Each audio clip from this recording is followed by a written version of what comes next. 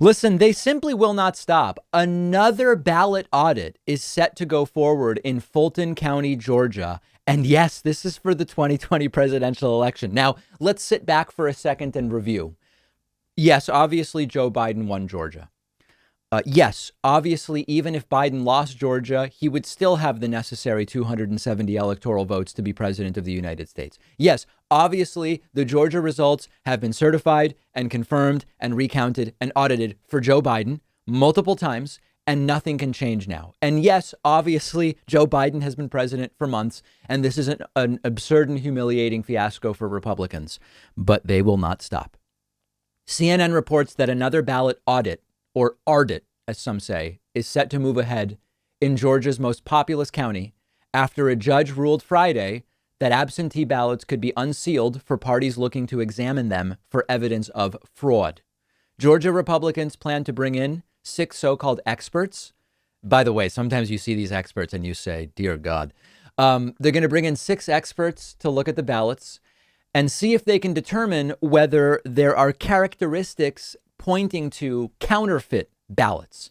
Now, remember, Georgia counties already did the initial count, a hand audit, a rescan of each ballot, and every single one of those actions confirmed that Joe Biden won Georgia. You know who loves this decision, though, about doing another audit? Former Republican Senator Kelly Loeffler from Georgia, who was handily defeated by now Democratic Senator Raphael Warnock. She refers to him as radical liberal Raphael Warnock. She applauded this new audit, saying, quote, voter confidence in our election system is the bedrock of our republic. Unfortunately, inconsistencies in Fulton County's November 2020 absentee ballots cast serious doubt on voters' faith in our elections. Now, one upside here, just for hilarity, is that they won't even be given the real ballots to review. I love this. They will be given scanned images of the ballots. I don't know why I love that, but they're not even going to let them put their hands on the actual ballots. Now, this wouldn't be so much an audit, but an attempt to tamper, really. So it's probably smart not to give them actual ballots, but just the signed images. And I read one commentary about this that says, you know, allowing this to go forward is a mistake because it's yet another seed of doubt that gets planted in the minds of those who want to believe this was stolen. Something that might convince someone that there was fraud.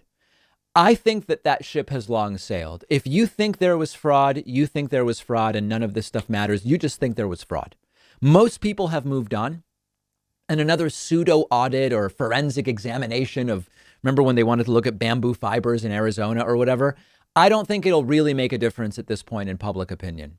Now, what is the latest that a judge could even allow them to do something? Like, could you continue auditing and reviewing ballots from 2020 beyond the 2022 midterms? I have no idea. I don't know how long it's possible for this to go on.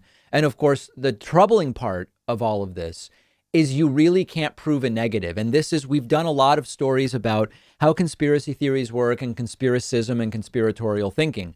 When they find nothing for the second time and the third time and the fourth time and the fifth time, they, instead of saying there's probably nothing to find, they say, you know, they've done a really good job of hiding it. If we did a 6th audit, we would then find the smoking gun that we're waiting for.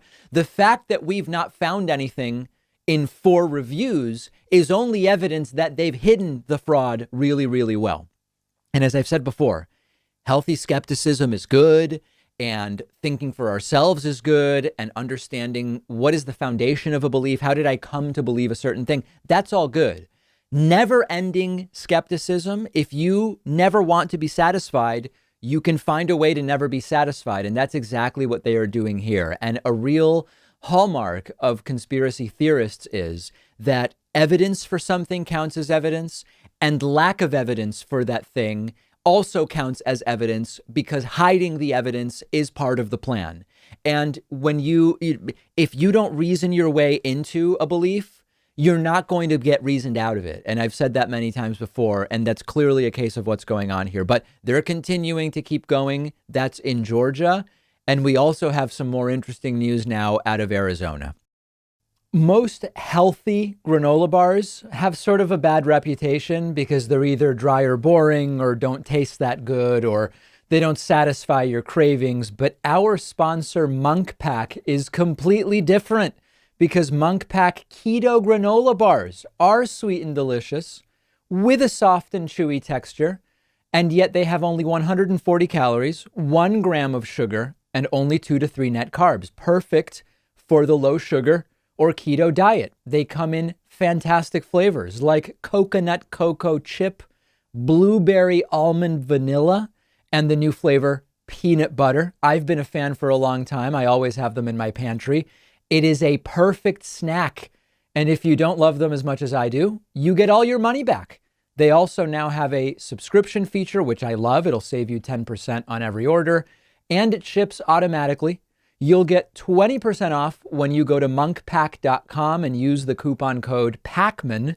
The link is right underneath this video.